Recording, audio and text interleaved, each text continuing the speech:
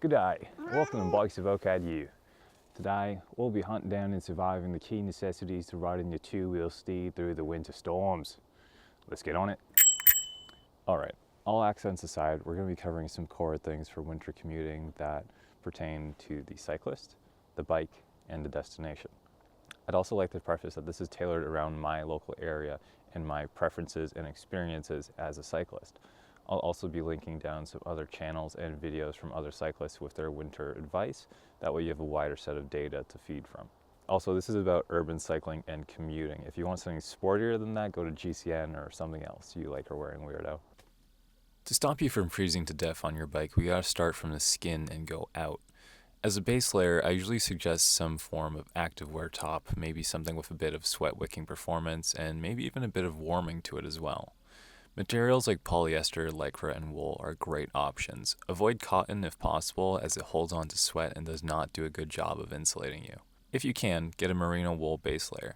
This material is temperature regulating, wicks sweat, and is antimicrobial and odor resistant. On top of that, I usually wear a hoodie or fleece style sweater. Fleece is generally a better material for a mid layer because it's dense, warm, and provides some water resistance. The cotton hoodie is just a comfortable thing to wear, but it also does a good job of giving you a front pocket and something a bit more casual looking and easier to find. For the top layer, I usually like to go for vests as not to absolutely cook myself. I used to use a lot of down ones and they work pretty good, but they can overheat you very quick, and then because of how bulky they are, they can be hard to store. It's also very possible to sweat through these, and then that causes it to insulate poorly, kind of smell bad, and they often do not dry very fast at all. If you're going to wear one, wear a thin one that can pack down. Alternatives are once again fleece or wool that perform as mentioned before. Finally, emergency situation layers. This is just a thin rain jacket, great for those wet, fast melting snow moments and if you need a hit of wind resistance to keep you warm.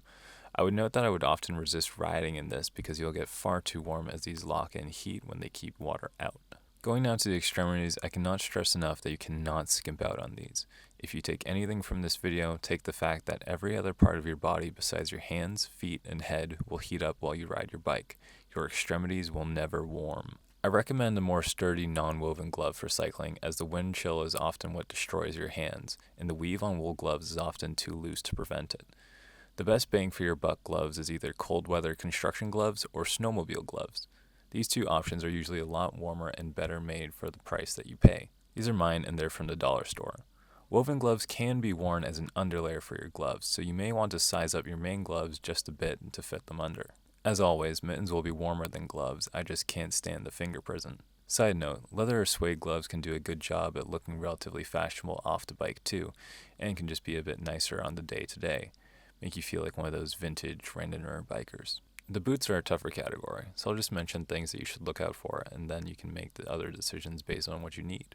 Look for boots that don't have too high of an ankle. A high stiff ankle will make it harder to pedal and likely leave you with blisters. Waterproofing and windproofing are essential. Wind is once again the most chilling effect, and wet little piggies freeze up colder in the wind. Finally, avoid boots with bits that stick out of them, are light colored, and are difficult to clean. Ribbons, fur, or anything else sticking out can get caught in your chain, and your boots are likely to get filthy from slush, salt, and any other treats that the street has for you. Wool socks under these might also be a good idea, but a good boot will allow you a variety of socks. Finally, up top of the head is where options are aplenty. I usually prefer a liberal amount of cooling to my noggin, so I'll often wear a bandana and then tuck my ears into that to keep them warm. There are also winter cycling caps, balaclavas, and even your average toque or beanie may be able to fit under your helmet. I find coverage of the ears is most important, and then a layer between your forehead and the wind can help prevent migraines as well. Also, cover your eyes. Not only is there snow, slush, and gunk on the streets, but cold air can really hurt your eyes, making them bloodshot, tear, and even worsen eyesight over time by straining the muscles. It's important to note that the majority of these items don't have to be sporting related. Simply look for items with good materials and build quality, and you'll be right on your way. Alright then, let's observe this here carcass for... Okay, no, I'm sorry, you're right. No more accent. Let's go over the parts of the bike that are going to make winter riding easier. For me, fenders have become an essential part of winter riding. Now, a lot of folks will say, oh, you can't ride fenders in the winter, it'll get jammed full of snow and your wheel will get stuck. And I used to be one of those people until I looked around and I realized we simply don't have that kind of road condition here in Toronto. Now your city may be a bit different, but ours is generally plowed pretty regularly, and so your road conditions are generally quite clear. That being said, you'll still be left with slush and puddles, and both of those are going to want to splash you, soak your wagon bits, and leave you freezing to the bone. Now we can prevent that by running fenders. This will keep all that cold muck down on the ground where it belongs, and it'll also help keep your frame, your drivetrain, and all your clothes a lot cleaner. Additionally, platform pedals with good knobs are also really helpful. They'll give you lots of extra traction and feel for the bike through your boots. The big knobs also help break through any snow that might get packed in your boots from stepping on the ground and prevent you from slipping off if your feet are a little wet. I'd opt for something plastic or at least well coated in paint to prevent it from rusting. Now, lights aren't much different from how you'd normally run them through most of the year, but you may notice that you're using them a lot more often. So keep them charged and keep them available because it'll be getting darker a lot earlier. The most important improvement for your bike in winter, in my opinion, is actually the rack or the basket, whichever you have. This makes a world of difference for carrying your belongings off of your body. Having a bag or anything else directly on you traps in heat and makes it so that area will just soak with sweat. Now, you might be all right if you're stopping for a couple hours in an office or somewhere else where you can take that layer off and let it dry. But if you're going back on the street with something that's damp, it'll get cold and it'll freeze. And if it freezes, you will too. So prevent that and open up your options by riding with a rack. You'll also notice a slight benefit in traction either to the front or rear wherever you have your rack, since that weight will be centered there above the axle. Speaking of traction, you may notice that I haven't mentioned tires at all, and that's because in my opinion, you don't really need to change them. The only reason I might suggest you do it is if they're bald or worn out. The road conditions during the winter are often just similar enough to riding in the rain that any change you make to your tires will see very little effect.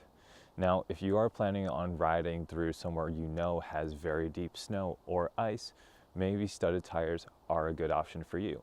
But on a general commute in an urban setting with plowed streets and pavement, studded tires may just be a waste of your money, unfortunately. That being said, if your bike has some real fickies on it, you may benefit by switching down to a slimmer tire. This kind of seems counterintuitive, but that thinner tire is able to cut through snow and ice and make it down to the pavement with a lot more efficiency and traction than a thicker tire would. Once you reach your destination, it's essential to have a locker or a safe place to store some personal items.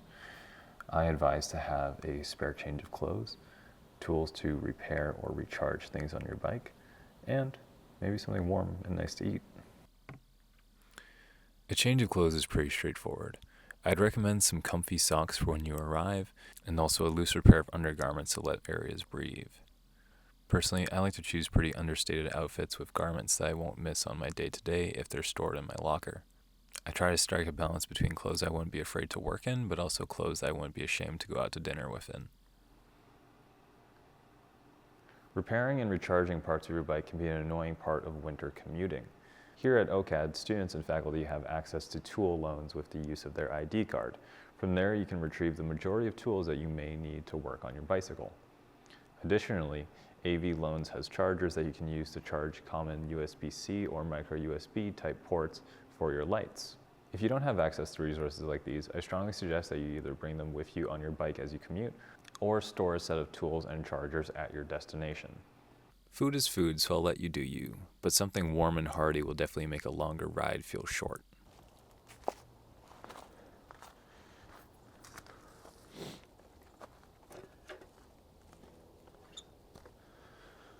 Okay.